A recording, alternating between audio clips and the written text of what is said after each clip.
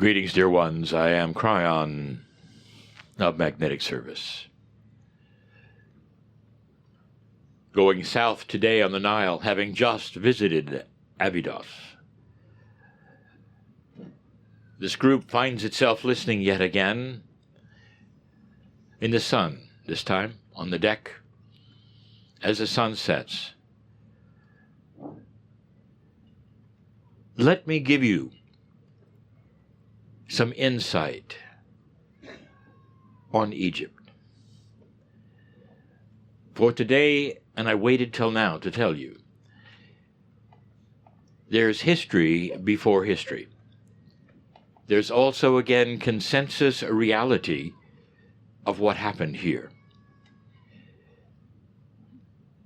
Egyptians are very, very proud, and they should be, of an elegant society that lasted as long as it did, and that left a history on the walls of the temples it built. Temples so strong that they've lasted for thousands of years. But the consensus reality refuses to believe that perhaps there was history before history here that was also elegant, or perhaps was the precursor of that which is ancient Egypt, even older than Abydos. And there's evidence of that, dear ones, right in back of Abydos. For those of you who went into that back excavation, you saw something that was quite a bit lower than the ground that the temple sits on. That temple had to be uncovered, dear ones, like all the other ones. But then they started digging deeper. On an entire different level that was lower, they named it Osiron. I ask you, isn't it odd that it was so much lower than Abydos? And if you were an architect, what would that tell you when you have stratas of history? They build upon themselves. Sometimes they don't even know they build upon themselves. Cities upon cities. They dig down and find a former city. Take a look at what you saw in your pictures in Osiron. Does it look like the current building techniques of the Egyptians? Or is it simpler? Take a good look. Dear ones, that particular dig represents history before history. But you will not hear an Egyptologist tell you that, because they're very proud that it all started 5,000 years ago. It didn't. There was elegance even before that. They knew about the stars even before that. They mapped things even before that. Up to 10,000 years is the history in the sand, dear ones. And someday they will carbon date that, and they will keep it a secret for a while, until the students in the university demand that it be updated. The narrative, the story, the consensus reality is very, very difficult to change. It's difficult to change in physics, astronomy, chemistry, medicine, and history. And I've told you that before. But I tell you that now because you looked down upon something that was very special. History before history. I told you earlier also, it's what is missing that is really telling. Now you've been to temple after temple.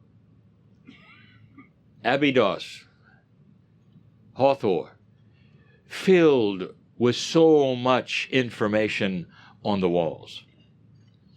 More than you can imagine. Thousands and thousands of figures, stories, day-by-day experience. You've seen everyday experience for the Egyptians so far. You're going to see more.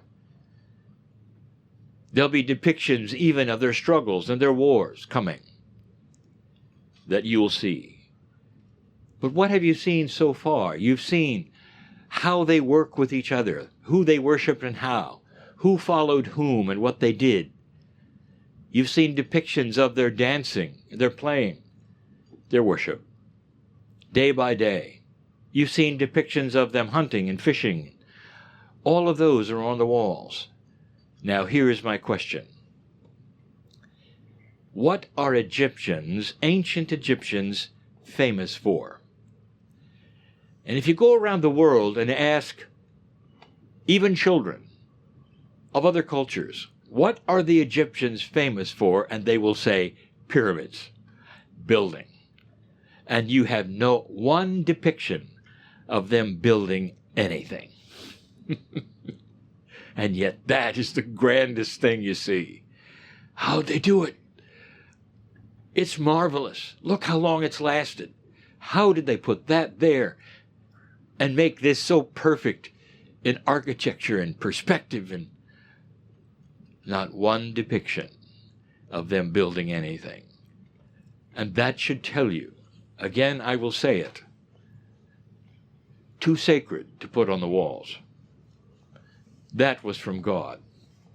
How they did it, the plans, they haven't found any. Not even the architects' tombs have been discovered. Interesting. Let me give you one more before we talk about woe. How many of you have put this together? In the Valley of the Queens, you went into that, which is that beautiful Nefertari tomb. Gorgeous it is. And you saw the work that they have exposed and restored. Beautiful. How long did that take? Years, perhaps. Indeed. All of them took years. And they were underground. Question. How did the carvers see what they were doing? And you'll say, well, they obviously brought in candles of some kind, of light of some kind. Remember, dear ones, they were very aware that smoke, even in the years they built it, would deteriorate everything they were doing, blacken everything, and ruin it. So how did they do it? What light did they use? Now some, in modern societies, would say, obviously they must have had electricity. They must have had something we don't know about, something very, very technical. Perhaps not. I give you this. What if their elegance of their chemistry and how they blended oils created candles without smoke? Vats of oil that did not smoke. Is it possible? I'll leave that to you. But still, it's one of the mysteries, is it not? They had to have light to do what they did, underground, without the sun.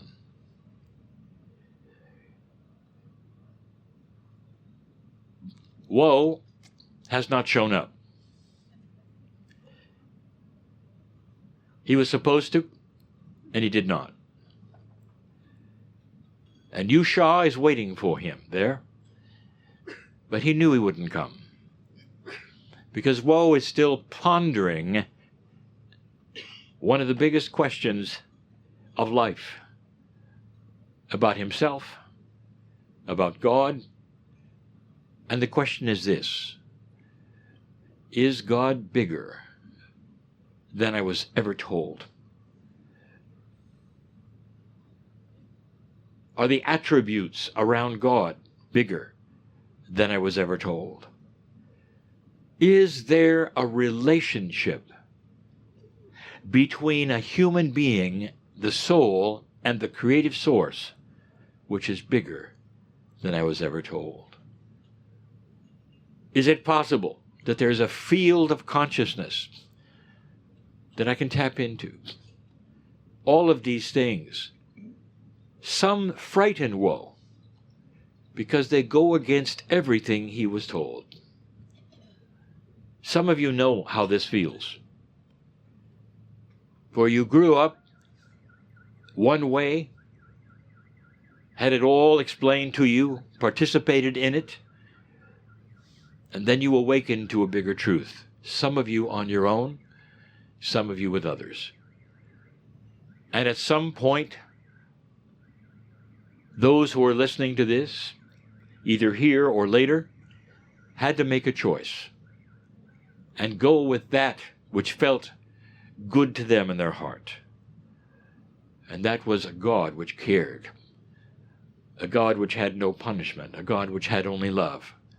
And the only thing that Creator has asked is that you would find in yourself the peace that belongs to God inside everyone.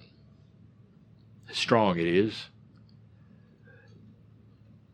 So Yusha is here, dear ones, and Yusha wants to talk to you. Timeless this parable is. It'll be listened to for a very long time after this cruise. But right now on this earth, on this world, things are happening. And that's what Yusha wants to discuss with you. In the now, most of those listening, including those on the deck of this riverboat, are in comfort. You have enough to eat. You have jobs, perhaps. But you're not in trouble. Not really. You're working the puzzle of life the best you can. Those on this particular ship, this boat, relaxing, now watching beauty as it goes by and reveals itself, learning history, being fed well. All of you right now who listen to this can do something exceptional. Far away, there are families who a few weeks ago lived a normal life, just like you. They were eating meals, laughing, having children, and then suddenly they were at war. They couldn't believe it. It wasn't something that happens in this day and age. They weren't expecting it. Call it horror if you wish, because it was. And some have gone into that which is despair.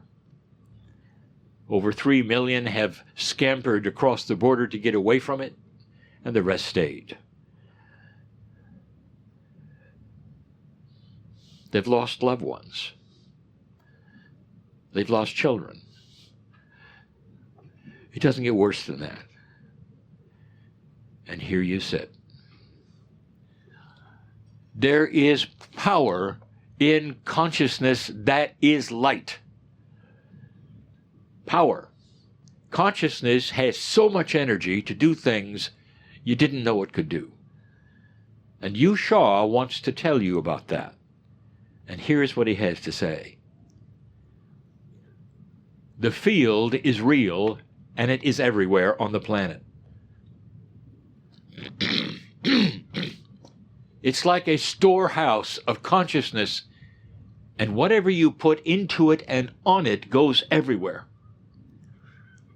But the most sacred thing you can do is put light on the field, because it immediately is seen by those who need it. Have you ever been in trouble and despair? Light worker. And perhaps you've stepped out of your home and walked to a place of nature. Perhaps you sat down next to a brook of running water, a tree, a grass, and perhaps you've just been with yourself for a moment. And in that moment, perhaps, just perhaps, there are those who realize that all of their troubles and their worries started to evaporate just for that moment, and there was some peace. And some of you could look up to the heavens and even raise your hand and say, thank you for loving me so much that I have these moments of peace. That's the field. What you do right now in these moments together can give peace to those who are in trouble, who are wringing their hands in desperation and despair, who are hungry and don't know what's happening next and if they will ever, ever be normal again. Will they have a place to live? Will they have a job? Will they have food? And it continues. And here's what we can do together right now. I want you to visualize not them in trouble, but them in peace. If it's possible for you to conjure up the most peaceful thing you can think about right now, and just breathe in the essence of love and compassion and kindness, and I want you then project it to that which you believe might be the field. Make it clouds if you wish, because the field is invisible. Anything you do, because it will be seen and gathered, because you are sending energy to that which goes right to those who need it. That's how it works. That's what you felt, perhaps, when you walked into nature. It wasn't simply Gaia. That's where it collected. And that's where you could pull upon that which is sent. Because there are meditators all over this planet who do this 24/7. But now it's time for more. That's the call to prayer that you hear in this great land where they're dedicated to just that. They're doing the same, dear ones. They send the energy into the field for that which they know is the creative source. Right now, I'm asking you, just take a moment and project this to all of those who need you. It's very real.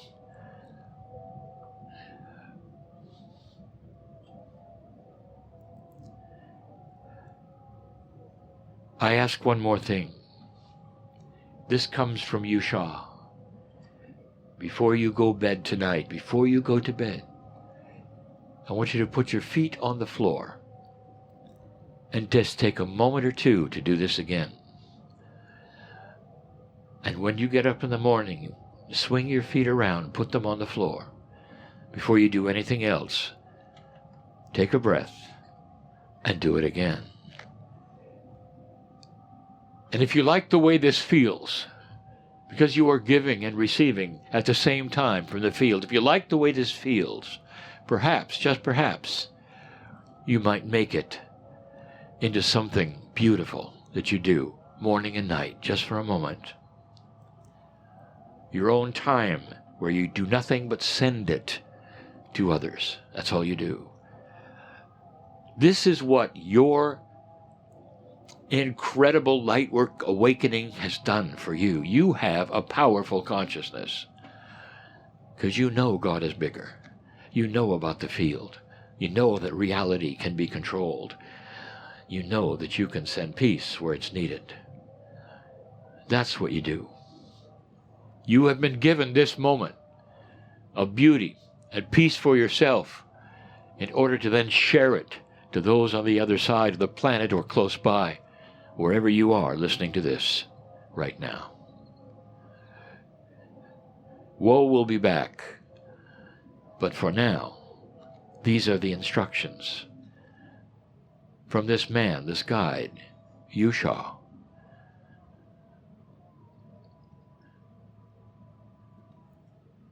I am crying in love with humanity, and for good reason. All of these things, dear ones, in this awakening time, in this great shift, will pass eventually. And history will show that Earth did something it never did before.